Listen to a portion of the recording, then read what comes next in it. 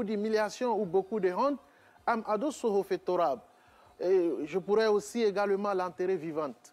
Donc voici cette société que l'islam, dans sa politique, est venu corriger les lacunes, les manquements et l'injustice que la femme subissait.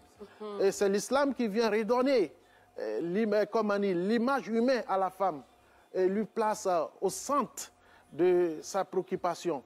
Et la femme, c'est la jeune fille, la femme, c'est la mère, la femme, c'est l'épouse. Et dans tous ces aspects, l'islam lui accorde une place d'honneur. Alors, malgré que l'islam accorde une place d'honneur, on n'oublie pas que le Coran aussi souligne que la femme doit être soumise. Mais qu'est-ce qu'il faut comprendre par la soumission de la femme?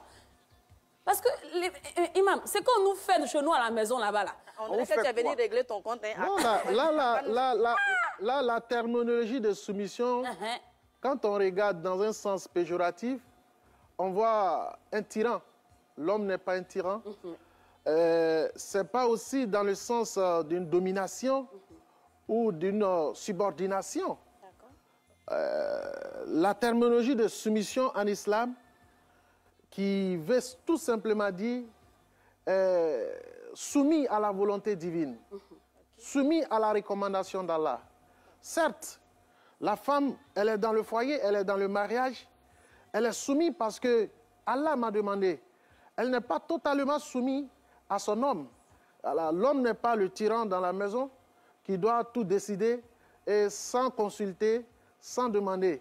L'homme dans le foyer, c'est celui-là même qui est le protecteur, le maintenanteur, c'est-à-dire le pourvoyeur de la famille. Et en même temps, il est celui-là même qui se consulte avec sa femme. Nous avons vu dans l'histoire de notre religion, notre prophète Mohammed sallallahu alayhi wa sallam, qui est le modèle parfait pour nous, a toujours consulté ses épouses quand il s'agissait de prendre une décision. Ouais. Très bien. Parce que les jeunes d'aujourd'hui ont tendance à dire que la place de la femme, c'est à la cuisine. Tu n'as pas le droit de décider. Et surtout quand nous sommes dans un foyer de divergence religieuse. Voilà. Tu n'as pas le droit de dire si parce que chez moi, ma religion me dit ça. Tu n'as pas le droit de faire ça parce que chez moi, la religion me dit ça.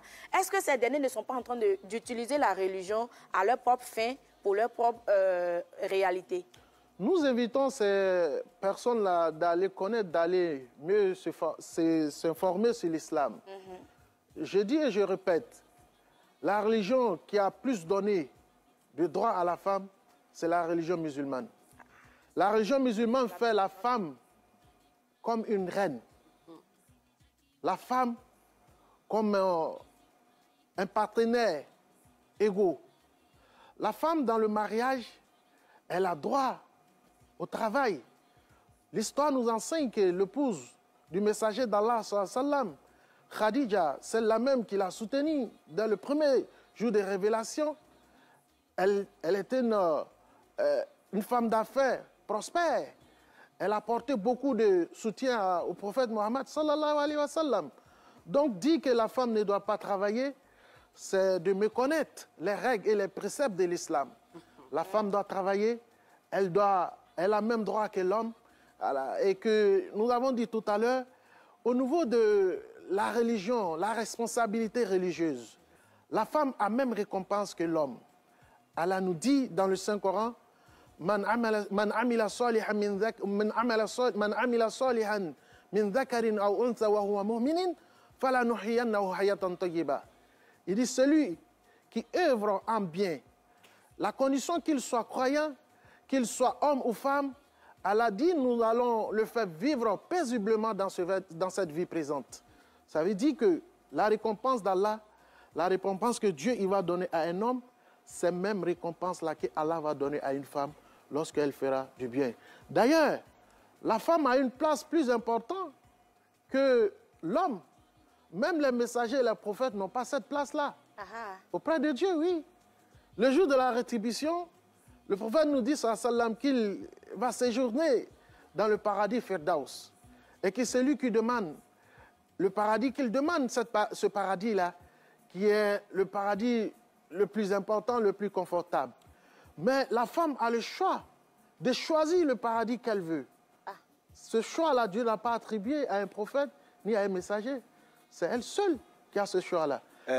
D'accord. Merci bien. Et ça, on se le disait.